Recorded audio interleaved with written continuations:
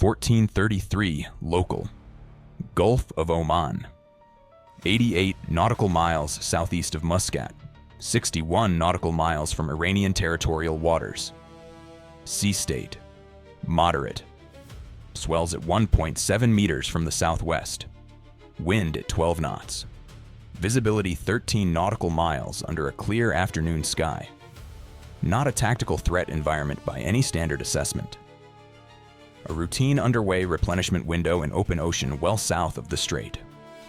USS Mason, DDG-87, Arleigh Burke class destroyer, was conducting UNREP. Underway replenishment. With USNS Tippecanoe, TAO-199, a Henry J. Kaiser-class fleet replenishment oiler of Military Sealift Command. The two ships were in UNREP formation. Mason on Tippecanoe's port side, 150 feet of separation, both vessels maintaining 12 knots on course 070, with 3 fuel rigs connected. The starboard fuel rig, the midships rig, and the forward rig, transferring F-76 marine diesel through 3 7-inch hoses stretched between the two vessels. 214,000 gallons had been transferred since the evolution began at 1351. 186,000 gallons remained on the transfer schedule. The UNREP crew, deck teams on both vessels, was stationed at the rigs. Line handlers, rig supervisors, fuel hose monitors, and the phone and distance line talkers maintaining continuous verbal confirmation of the 150-foot separation. The phone and distance line was the umbilical that kept both ships moving as one unit at 12 knots in the same direction. The connected hoses were the physical constraint that made breaking the formation. Turning, accelerating, maneuvering. Operationally impossible without a planned disconnect sequence that took approximately 4 minutes. 4 minutes to execute a standard emergency breakaway. In those 4 minutes, USS Mason could not change course more than 15 degrees. She could not accelerate beyond 14 knots without risking hose separation under the load. She could not maneuver freely. She was, for the duration of the UNREP evolution, tethered. The IRGC planning cell had identified this constraint in the 3rd month of their operational development cycle for this engagement. The analysis was precise. An Arleigh Burke-class destroyer conducting UNREP was the single most geometrically predictable U.S. surface combatant in the fleet. Course: fixed within 15 degrees. Speed: fixed within 2 knots. Duration: known, because UNREP fuel transfer rates for the Henry Kaiser oiler class were published in open maritime engineering literature. A ship receiving 214,000 gallons at standard transfer rate of approximately 7,000 gallons per minute had been connected for approximately 30 minutes before the planning cell's engagement window opened. The engagement window was the 47-minute period when Mason would be physically constrained, from the moment all 3 rigs were connected and pressure stable to the scheduled completion of the transfer. 47 minutes in which a specific ship would be at a predictable course, a predictable speed, at a predictable position, derivable from its last known AIS transmission, before UNREP operations suspended AIS broadcasting as standard procedure. The AIS suspension was the intelligence gap that the planning cell worked around by tracking the oiler. USNS Tippecanoe's AIS continued broadcasting throughout UNREP operations. MSC vessels maintained AIS per maritime law. The oiler's position was continuously available. Mason was on its port side at 150 feet. The oiler's position was Mason's position, offset 150 feet to starboard. At 14:33:08, 42 minutes into the UNREP evolution, with 186,000 gallons still on the schedule, the SLQ-32 registered 2 simultaneous radar emissions. Neither was from the Iranian coast. Both were from bearing 167, south-southwest, open ocean, 41 nautical miles from Mason's position. The bearing resolved against the surface track database in 2.1 seconds. At bearing 167, range 41 nautical miles, the SPS-73 surface search radar had been tracking 2 contacts for the preceding 3 hours. A fishing dhow cluster assessed as routine Gulf of Oman commercial activity. Both contacts were now registering active C-802 fire control radar emissions, not fishing dhows. The contacts were assessed immediately as IRGC Navy modified patrol craft, approximately 60-meter vessels that had been operating at standard commercial fishing boat speeds and radar cross-sections. Both vessels had been in electronic silence for 3 hours. Both had activated their fire control radars simultaneously.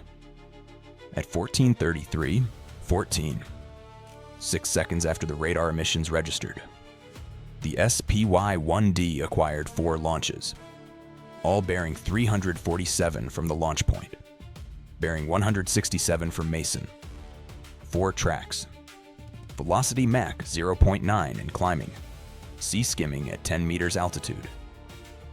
Classification: C-802 anti-ship cruise missile, 4 missiles. Time of flight at current speed and distance: 5 minutes, 41 seconds. The TAO called General Quarters at 14:33:17. 3 seconds from launch track classification to alarm. The unrep crew on the weather deck heard the alarm and looked at each other across the phone and distance line. 5 minutes and 38 seconds. The captain had 2 simultaneous problems. The tactical problem: 4 C-802s inbound, engaged by SM-6 and ESSM, with the CIWS oriented toward a starboard threat from its standard mounting, but with the oiler 150 feet to starboard, blocking a portion of the aft CIWS's engagement arc to the south. The physical problem: 3 fuel hoses under transfer pressure, a phone and distance line maintaining the 150-foot separation, and a crew deployed on the weather deck in unrep stations. Initiating an emergency breakaway, the 4-minute disconnect sequence, meant calling the unrep crew from their stations to secure hoses and clear lines while the ship was simultaneously managing a live missile engagement. The captain ordered simultaneous emergency breakaway and SM-6 engagement at 14:33:18. 1 second after General Quarters. Emergency breakaway signal. 5 blasts on the ship's whistle. Broadcast on the UNREP frequency. The signal told Tippecanoe to expect a non-standard disconnect. Tippecanoe's crew responded immediately. The oiler's unrep officer released the starboard fuel rig's quick disconnect coupling at 14:33:31. The midships rig released at 14:33:44. The forward rig, the one under highest transfer pressure, required manual assistance at the coupling and released at 14:34:02. Total breakaway time: 44 seconds. 4 times faster than the standard 4-minute sequence. The difference was that every unrep crew member on both vessels had abandoned procedure and was pulling coupling releases simultaneously. The fuel hoses, still full of F-76 marine diesel, separated from Mason's side and retracted toward Tippecanoe's deck under spring tension. Approximately 340 gallons of F-76 spilled from the hose ends during the separation into the water between the 2 vessels and across Tippecanoe's port weather deck.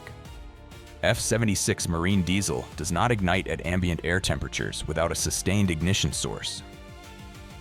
The spill was a contamination event, not a fire hazard. The oiler crew deployed absorbent booms from the deck housings within 90 seconds of the spill. Mason was free of the oiler at 14:34:02. 44 seconds from breakaway signal to last hose release. The ship began turning to 190. South, opening range from the oiler and bringing the bow toward the inbound C-802 tracks at 14:34:04. Speed increasing through 14 knots toward 22. SM-6 rounds had not waited for the breakaway. The engagement had begun 32 seconds earlier. SM-6 rounds 1 and 2 away at 14:33:26, 9 seconds after general quarters, against track Alpha. The oiler was 150 feet to starboard, and the UNREP hoses were still connected, but the SM-6 launches were from the forward and aft VLS cells, none of which were physically obstructed by the oiler's proximity. The risk of VLS firing with the oiler at 150 feet was thermal backwash across the separation gap. The oiler's crew were not in the separation corridor at that moment. The gas ejection from VLS cells fires upward and forward of the cell's arc, not laterally. The risk was assessed and accepted. SM-6 rounds 3 and 4 away at 14:33:31, against track Bravo. SM-6 rounds 5 and 6 away at 14:33:36, against track Charlie. ESSM rounds 1 and 2 away at 14:33:41, against track Delta, the fourth missile, closest to the ESSM's optimal engagement range. 8 interceptors in 15 seconds. The oiler was still connected when rounds 3 and 4 fired. The phone and distance line was still taut. The breakaway sequence was ongoing. The crew on the weather deck, positioned for UNREP operations, not for battle stations, was moving. At 14:33:44, the midships rig released. At that moment, rounds 3 and 4 were already 11 nautical miles downrange. Track Alpha was neutralized at 14:35:19. SM-6 round 1 detonated at 28 nautical miles. Loft phase intercept. Clean. Debris field in open water. Track Bravo. SM-6 round 3. Intercept at 24 nautical miles. 14:35:26. Neutralized. Track Charlie was the engagement's difficult problem.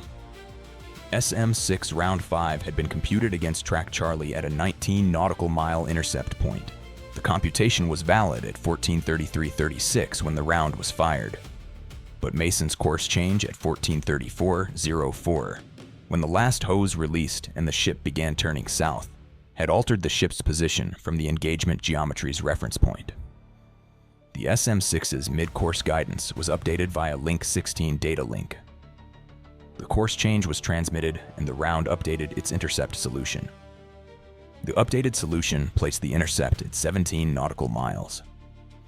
SM-6 round 5 reached track Charlie at 14:35:41 at 17 nautical miles. Detonation. The fragmentation pattern intersected the C-802's fuselage at the engine propulsion junction, the same vulnerability geometry that had appeared in previous C-802 engagements. Thrust terminated.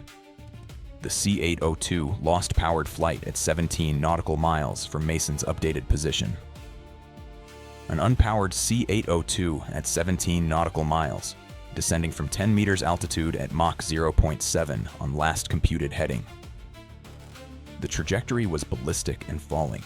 The last computed heading had been updated from the C-802's active seeker lock, a lock computed when Mason was at its unrep position, before the course change. The course change had moved Mason 0.4 nautical miles south of the seeker's locked coordinate in the 98 seconds between the seeker lock and the engine termination. The unpowered warhead section was now on a trajectory aimed at open water, 0.4 nautical miles north of Mason's current position. The CIWS forward acquired the descending debris track at range 1.6 nautical miles and fired 188 rounds at 14:35:51. The warhead section fragmented. The largest remaining mass, approximately 60 kilograms, impacted the water 220 meters north of Mason's current position. No warhead function. No hull contact. Track Delta. ESSM. Rounds 1 and 2 had been designated against the 4th C-802. Both rounds guided to intercept at 12 nautical miles at 14:35:44. Both detonated within lethal radius. Track Delta. Neutralized. 4 C-802 missiles. 4 intercepts. 1 clean S M6 loft phase, 2 additional clean SM-6 intercepts, 1 thrust termination with warhead separation that fell in open water, 1 dual ESSM intercept. 0 hull contact. Mason was free, turning south at 19 knots. All 4 SPY-1D arrays nominal, VLS operational, hull intact. The UNREP evolution had been interrupted with 186,000 gallons of fuel transfer uncompleted. The ship had 68% fuel remaining. Adequate for continued operations, but below the planned replenishment level. At 14:35:55, 38 seconds after the last intercept, Mason's unrep deck crew supervisor transmitted to the bridge. All weather deck personnel accounted for. No personnel had been positioned in the hose separation corridor during the launches. The breakaway had been executed in 44 seconds because every person who needed to pull a coupling release had pulled it simultaneously, immediately, without waiting for sequence confirmation. The captain's report to 5th Fleet at 14:36:44 was precise. 4 C-802 anti-ship missiles launched from 2 modified surface contacts at 41 nautical miles, bearing 167. Missiles engaged during unrep evolution. Emergency breakaway executed in 44 seconds. All hoses cleared before full maneuver. All 4 missiles neutralized. No hull contact. Ship status: fully operational. Requesting authorization for response and identification of the 2 launch vessels, now at 44 nautical miles and maneuvering at 28 knots north.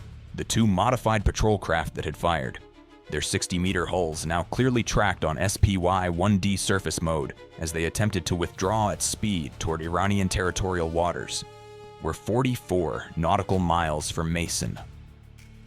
At 28 knots, they would reach Iranian territorial waters in approximately 51 minutes. Authorization to engage them at sea before they reached that boundary was part of the request. Authorization came at 14:41:09, 4 minutes and 25 seconds after the captain's report. Target package: Site Alpha. The 2 modified patrol craft tracked continuously at 46 nautical miles, bearing 167, moving north at 28 knots. Both vessels within SM-6 surface engagement range. 2 SM-6 rounds per vessel. 4 rounds total. Site Bravo. The IRGC Navy Modified Vessel Program Support and Maintenance Base at Bandar Abbas, assessed from intelligence as the facility that had outfitted the 2 60-meter craft with C-802 launch systems. Fixed installation. Site Charlie. IRGC Navy. Tactical Operations Center at Jask on the Gulf of Oman coast, assessed as the operational coordination node that had planned and authorized the engagement. The Jask facility had been assessed as increasingly significant in IRGC Navy Gulf of Oman operations over the preceding 14 months. Fixed installation. Site Delta. C-802. Missile storage and reload compound 7 kilometers inland from the Jask coastline, assessed as the source of the 8 C-802 missiles loaded on the 2 patrol craft. USS the Sullivans DDG-68 was operating 130 nautical miles northwest. Tomahawk authorization received at 14:41:30. USS Bunker Hill CG-52 was 180 nautical miles west. Authorization received simultaneously. Carrier Strike Group USS Harry S. Truman CVN-75 was 280 nautical miles southwest in the northern Arabian Sea. Air wing authorization at 14:42. T+0. 4 C-802s launched. 14:33. T+2 minutes. Emergency breakaway complete. 14:35. T+2 minutes 28 seconds. Last intercept. 14:35. T+8 minutes. Authorization. 14:41. T+9 minutes. SM-6 engagement of patrol craft. 1442. T plus 11 minutes. First Tomahawk, USS The Sullivans, 1444. T plus 27 minutes. First Tomahawk impacts Site Bravo, 1500. T plus 66 minutes. F/A, 18 First Wave Weapons Release, 1539. SM-6 engagement of the two patrol craft at 1442, 11. 8 minutes and 54 seconds after the C-802 launches. 4 SM-6 rounds. Surface engagement mode. Both vessels at 47 nautical miles, still 38 minutes from Iranian territorial waters. All 4 rounds on target. Both patrol craft were rendered non-operational by 14:43:04. They did not reach Iranian waters. Running cost, 10 SM, 6 rounds total, including engagement and patrol craft neutralization, $23.0 million. First Tomahawk, USS The Sullivans, 1444. Cost, $1.87 million. Target, Site Bravo, Bandar Abbas Modified Vessel Support Base. Running cost, $24.9 million. Tomahawks 2 through 7. Site Bravo, Primary Maintenance Building, C-802. Integration Facility, Launch System Fabrication Shop, Fuel and Propellant Storage, Pier Infrastructure, Access Road. 6 rounds. Running cost, $36.1 million. Tomahawks 8 through 12. Site Charlie, JASC Tactical Operations Center. 5 rounds against Primary Operations Building, Communications Facility, Radar Installation, Generator Compound, and Vehicle Staging Area. Running cost, $45.5 million. Tomahawks 13 through 16. Site Delta, C-802. Storage Compound inland from JASC. 4 rounds. Running cost, $52.9 million. At 1500, 27 minutes after the C-802 launches, the first Tomahawk reached Site Bravo at Bandar Abbas. The primary maintenance building received a direct impact. Round 2 on the C-802 integration facility. Round 3 on the launch system fabrication shop. Secondary event from the propellant storage at 150108. Thermal bloom on MQ-9. Reaper feed sustained for 67 seconds. The facility that had modified 2 commercial patrol craft into C-802 launch platforms was confirmed inoperable at 15:02:41. Running cost at T plus 28 minutes, $36.1 million. The 2 patrol craft neutralized at sea for $9.2 million in SM-6. The base that built them for $14.9 million in Tomahawks. Site Bravo assessed replacement value, $320 million and a minimum of 4 years to reconstitute the modified vessel program under existing sanctions on precision naval component imports. 1506. Site Charlie, JASC Operations Center. 4 of 5 rounds confirmed on target. The primary operations building and communications facility confirmed inoperable at 15:07:19. The radar installation received a confirmed impact. The 5th round, designated against the generator compound, impacted a water storage structure 90 meters from the generator facility due to a navigation correction error in the terminal phase. The generator compound survived. First fog element, 1511. Site Delta, Inland C-802 storage compound. All 4 rounds confirmed on target. The primary storage structure received 2 direct impacts. Secondary event, stored C-802 propellant components contributing to a thermal signature lasting 52 seconds on the Reaper feed. The compound was assessed as eliminated at 15:12:44.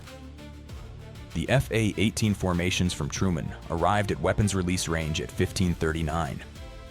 Targets: a plan-linked commercial electronics facility in Bandar Abbas, assessed by intelligence as having supplied the C-802 fire control integration components used in the patrol craft modification. A secondary link in the IRGC supply chain that had been in the target database for 6 weeks pending authorization. 8 JSOW munitions against the facility compound and its antenna arrays. 6 of 8 confirmed on target. The primary building and 4 antenna installations confirmed inoperable.